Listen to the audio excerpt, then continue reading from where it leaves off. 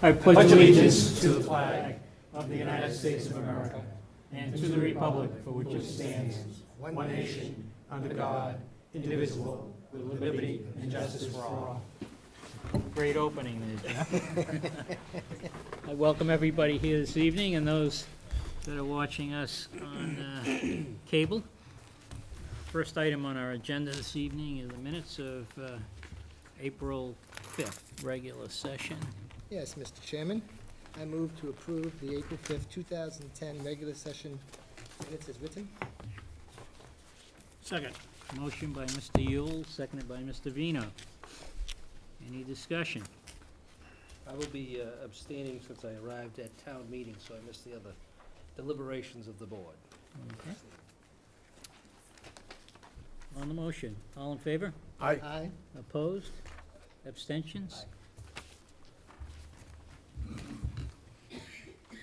Okay, we also have the minutes of April 20th, regular and executive sessions. Mr. Yule. Yes, Mr. Chairman, I move to approve the April 20th, 2010 regular session minutes as written. Second. Motion by Mr. Yule, second by Mr. O'Leary. Discussion? Hearing none, all in favor? Aye. Opposed? Unanimous? And we have the minutes of executive session of April 20th. Mr. Yule. Mr. Chairman, I move to approve the April 20th, 2010 executive session minutes as written. Second. Motion by Mr. Yule, second by Mr. O'Leary. All in favor? Aye. Aye. Opposed? Unanimous? Correspondence. Pass your yellow sheets down. Do you have anything you'd like? Anyone here for public comment? Moving right along. Ann Bernier from the EIAC has asked for meeting time. Mrs. Bernier?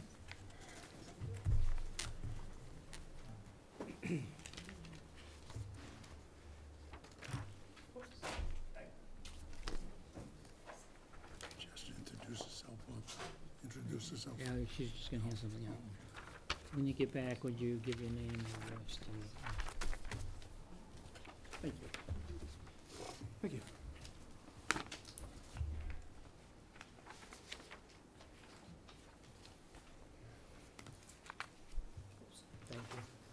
Thank you.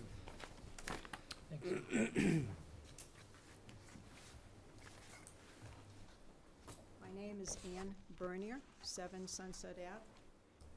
I represent the retirees for the school system. First of all, I'd like to thank you very much for having me come and present my information to you. For those of you that do not know, this is Gus Lamont. He represents the town retirees, and he was appointed by the town administrator. My name, again, is Ann Bernier, and I represent the school retirees. I retired in 2000, and my first AIC meeting, I found out that when I asked who was representing us, that they came up with a name, but the gentleman had moved 5 years ago out of state. So for 5 years, nobody represented us. So I volunteered my services. I then joined the Retired State County and Municipal Employees Association of Massachusetts, and I was officially given the title of representative by President Ralph White. Before I stress my reasons as to why I'm actually here, I would like to share what I consider valuable information regarding our pension, Medicare, and MedEx, and the effects on the retirees. People who have already retired and are in early 80s could be collecting $15,000 for their pension. People who have retired and are in their late 80s could have a pension of $11,700. Federal government says that if you make $11,700, you don't even need to file an income tax return because they consider it such a poor pension. At this point, we are all receiving 3% COLA on the first $12,000. For some unknown reason, the Senate forgot to put our COLA in their budget this year.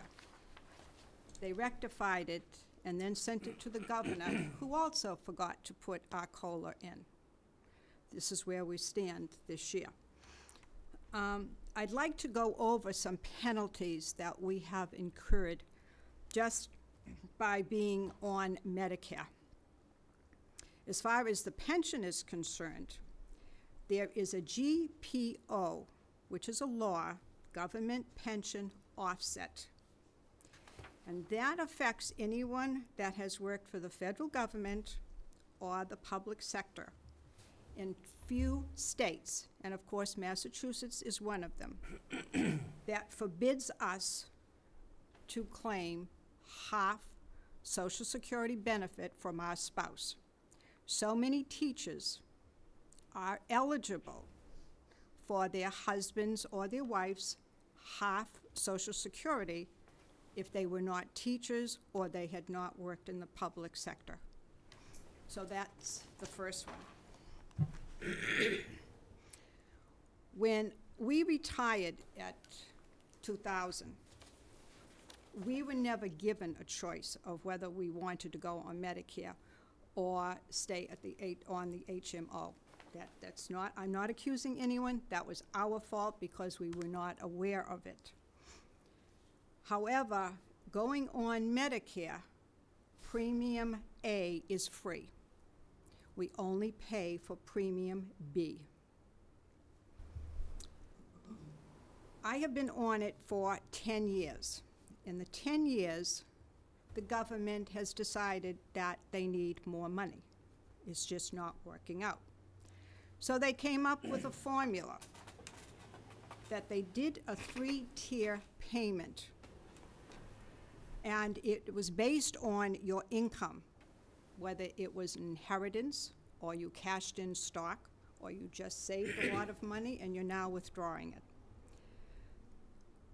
In a couple of years, they decided that the 3-tier was not enough, and we're already up to 5-tier for payment. Now I have to say that at the beginning, I had no idea that our Premium B, we overpay as retirees because we get our medication, drugs, coverage from MedX. So the government sends back what we overpay.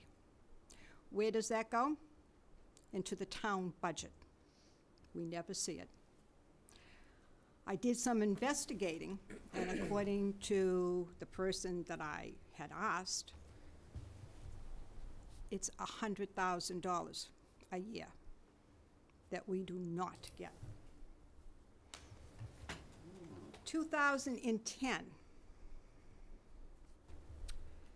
again, Medicare has a problem.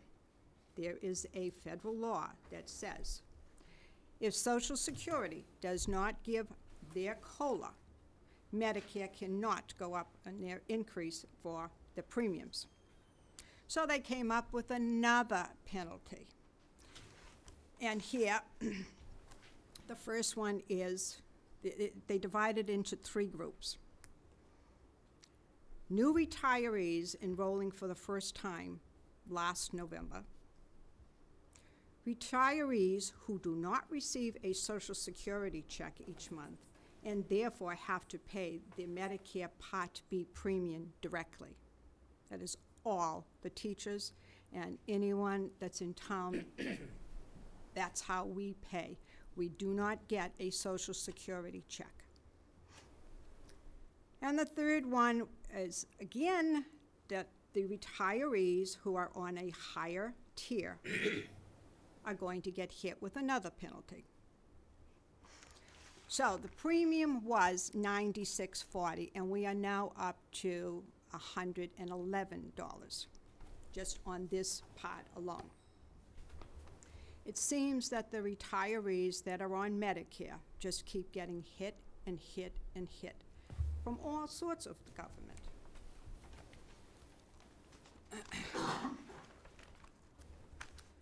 Now I went on to MedX because that's the plan to go from with Medicare and you go on to MedX. First thing I lost personally was that I was on a fitness benefit so that you could subtract $150 if you enrolled in a full-fledged gym. For some unknown reason, retirees 65 and above apparently do not need the gym because that was taken away from us. Now, when I questioned Maya blamed the town for not paying. When I questioned the town blamed Maya. I have no idea, but I know I don't get it anymore. The other thing is, in North Reading, the split for employees is 70-30. That means the town pays 70%. For retirees, for some unknown reason, went 50-50. The average for the state is 25%. If we had gone with the GIC, and I'm not recommending it, but the average for that is 10 to 15%. So again, we got hit with a very high percentage. Now, I've given you a copy of my bill. This is just one of hundreds of bills that I get. And it just gives you it's on the first page. Gives you just sort of an idea. Those are two of my doctors that I go to see. One, the bottom one, was a surgeon. And that's why her cost is so high.